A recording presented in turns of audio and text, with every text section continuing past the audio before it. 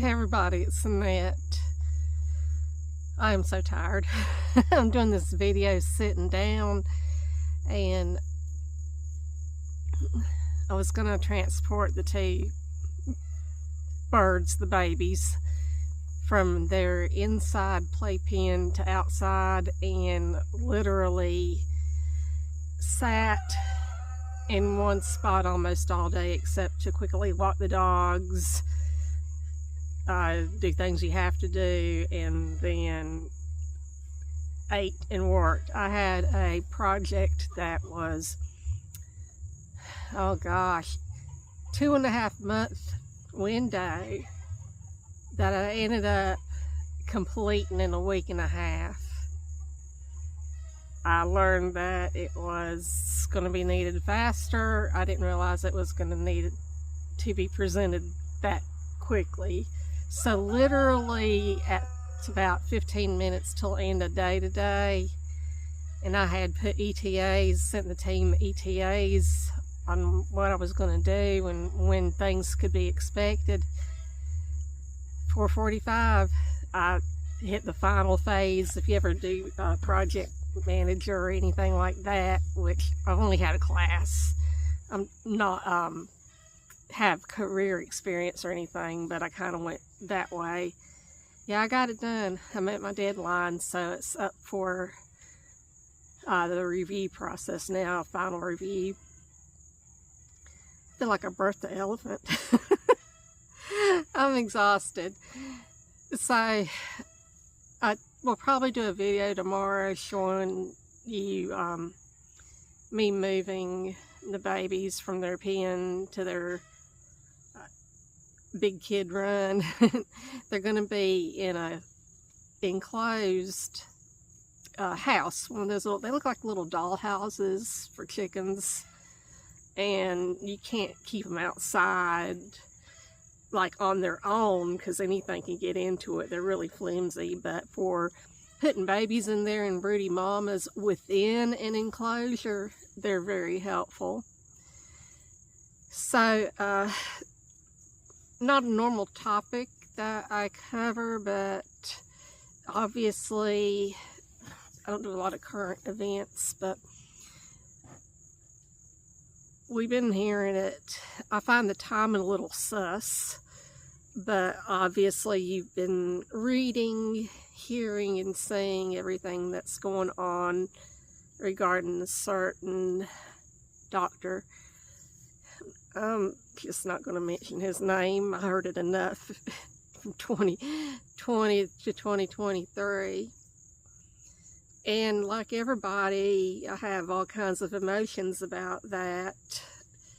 I think the primary emotion, the gut reaction, was anger, even though I knew, because he admitted in the past that some of his statements were not concrete. They were just based on presumptions, you know, estimates, 6 feet stuff, different things like that. And we've seen the circus that's going on right now. I'm not really investing too much of my soul and time into that because we knew what it was about. You could see through that. You could see through, even though he's had his own time being questioned about it, and I don't know that anything ever resulted from that other than maybe some public humiliation and him blaming a former administration on that. But Mark, I will do anything to save my skin, Zuckerberg, you know, that guy. Yeah, he's going to stick up to whoever's going to save his hide. He's kind of like Lex Luthor. Lex Luthor would throw anybody under a bus just to do what he had to do to beat Superman. And so I digress on that. But first emotion was anger because I think everything that everybody endured who thought about it and hesitated and wanted to have time to make decisions. When this first came out, and then there were the product was offered to people, I actually volunteered at the phone lines to help people get into the appointments because there were limited supplies that were coming in. And if you'll remember, they had different phases of who could go first. If you're in this phase, obviously the more vulnerable people, the people with pre-existing health conditions, but certain age brackets were allowed, and then there were so many of a product at a health department or anything, so I was helping out over there because I was working for the county at that time. And so sitting there answering phones and hearing elderly people relieved to get through and getting an appointment locked in, it made me feel good because I was putting them at ease. They were scared. Everybody was scared. I mean, we have to remember and give ourselves grace that none of us have ever experienced anything like that, ever, in our lifetime. This was completely new territory for everybody, and we didn't know what we were working with. Obviously, when I learned it was viral, I started doing making my own hand sanitizers and choosing the antiviral products to take during that time to keep myself safe, because I was in phase 5 or 6, so it was going to be a hot minute before it was my turn in line. And it just seemed like when I finally did get my turn in line, I'm like, I'm healthy, I'm fine, I don't have any existing conditions. You know, I was passing the life raft to other people, like, you know, let another group go, let another group go, let somebody go in my place. And then I, you know, obviously was learning more, not more than what anybody else was gleaning, but I was learning that the fatality rate was, or the recovery was like 98%. And I'm like, well, I'm healthy. I do, you know, I do well. I stay well. I said, if I get sick, I felt like I was in healthy enough condition where I had more of an advantage than somebody who had some issues. And I really don't know, you know, the right or wrong of the more vulnerable people. I mean, anytime there's anything, flu or anything, they are the most at risk. So I don't feel bad about having accepted those calls and set the appointments and anything like that, because honestly it seemed like that was what was the best of that time for everybody. And it just made me feel good being able to at least comfort each person's name I put on the list was another person who was going to get to breathe a sigh of relief, is what we were, you know, thinking. So I'm not mad at the people who did it, because they thought it's the best thing for them to do at the time. And like I said, everybody's body and body chemistry is unique to themselves.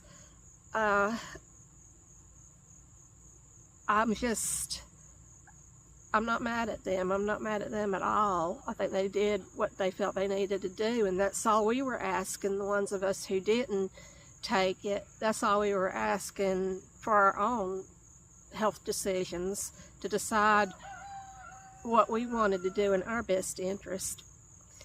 And then I was seeing like gift cards and theme park cards and small quantities of cash or whatever. I was seeing like incentives to get people to get it, and I'm like, that's when it was getting weird to me. I'm like, I don't have to be bribed to do something to keep myself healthy or make myself well. I said, this is odd. This is really odd when it started. And then it's like they were, you know, dangling that carrot in front of people, and some people, yeah, I want a gift card, yeah, I want this, I want that. And that gave me the ick. And then after that, it was like, well, if you work in this industry, you have to have it. You're going to be working around vulnerable population. That's still kind of tracked, but I'm like, mandatory? It's getting a little authoritarian. Is it authoritarian, if I'm saying that right? So this is a little bit making me uncomfortable. And then before you knew it, you were pretty much mandated almost everywhere you went. Some restaurants you couldn't even go in, the ones that were open. Not around here, but in other cities, from what I read, you had to have the passport to even get into a restaurant. You couldn't leave the country. You couldn't get on a plane without having proof of it. And then I'm like, okay, now you have like shifted me from concern to relief to this feels weird to and then finally you're freaking me the crap out. And it was like so many places are mandating it, and I was seeing health professionals, doctors, even doctors who were promoting what sounded to me like sound healthy advice, because not everybody's body chemistry would react positive to that thing. And they were talking about alternate treatments. And what was wrong with that? Well, it wasn't making a lot of money for the pharmaceutical industry. And when I saw prominent, smart physicians and scientists being shut down and censored, I'm like, okay, we are in dystopia now. And so I'm like, no. I'm like, no. I realized, it's not for me. I told my family, I said, you need to do your own research. You need to determine what's for your best health. I can't tell you to, and I can't tell you not to. I said, you have to have that conversation, and you have to do the research, and you have to determine what's best for you.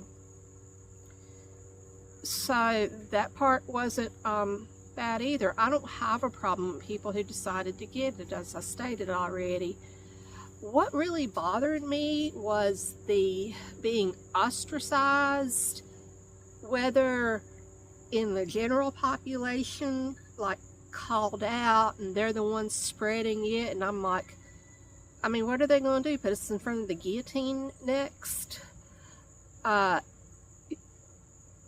Terrorists, they're the problem, they're the spreaders, all this other stuff, and I'm like, oh, now it's gone mean. They quit playing nice, they quit playing force. Now they're just getting like, going to the name calling and the bullying. It just kept escalating like the cycle of abuse. If you've ever studied that, the cycle of abuse.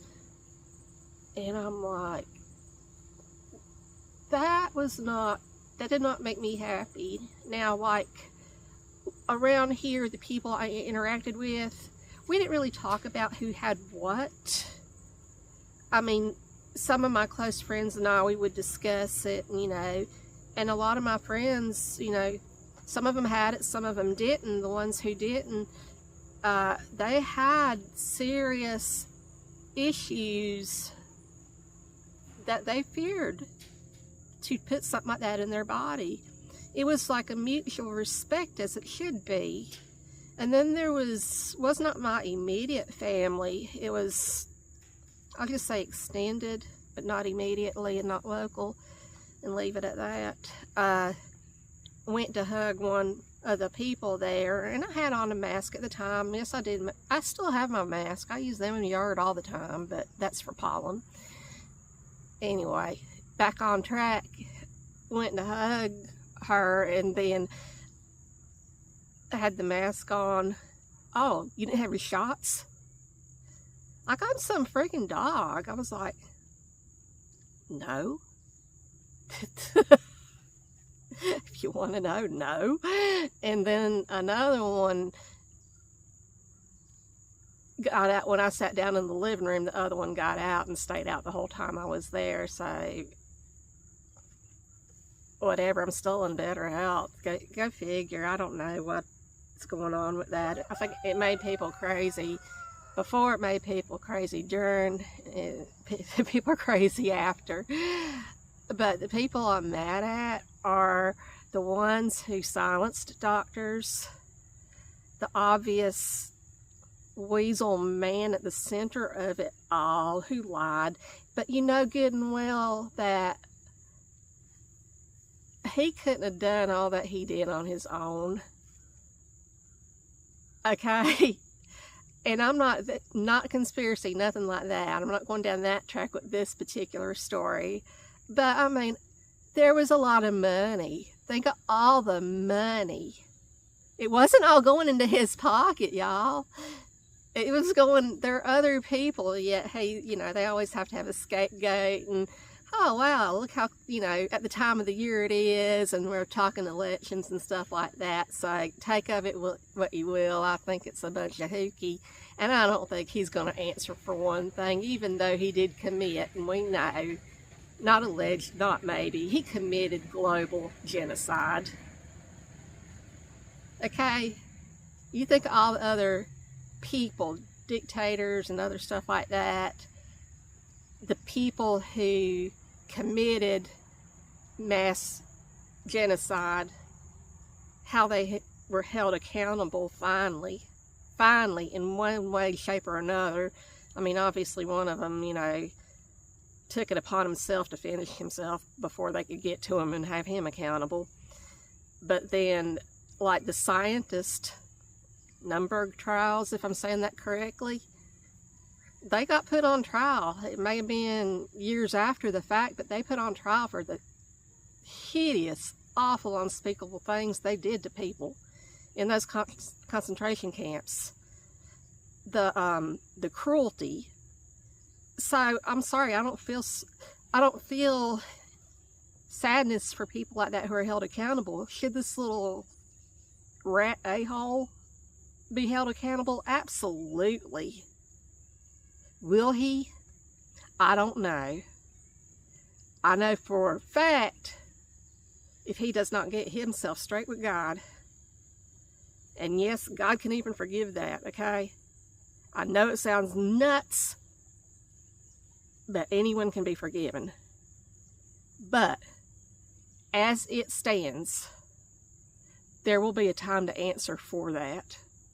If he doesn't answer for it in this life, I mean, even if he answers for it in this life, but does not make amends, he can't bring all those people back. He can't make amends, but quit lying, admit you were wrong and made a horrible or intentional mistake. Pay for your crimes, but you're probably not going to. And I really, really, really doubt that it's going to end up well for you on the other side. I don't wish that on any soul. Not one soul at all. Not even him. There is no pity. There is no love. There is nothing him. But I don't want any soul to die and go to hell. That being said, we have opportunity now to, I think the gut feeling inside most of us is to push back and go like, you made fun of us, you got it, ha ha ha ha, you got it, you got that in your body. No. That was also an initial, temptation, but I'm not doing that because they made fun of me, they still make fun of me. I don't care, because my faith at the time was not in people or what they said or thought about me. My faith did not come from wondering how long I was going to have employment. My faith came from God, and God alone at that time. I had to put that in His hands, and I praise Him that we are fearfully and wonderfully made. So we have an opportunity now to not gloat or laugh at people who thought differently, did differently, and maybe even attacked us. We have the opportunity now to pray for them, because God knows what any side effects are going to be. We don't know.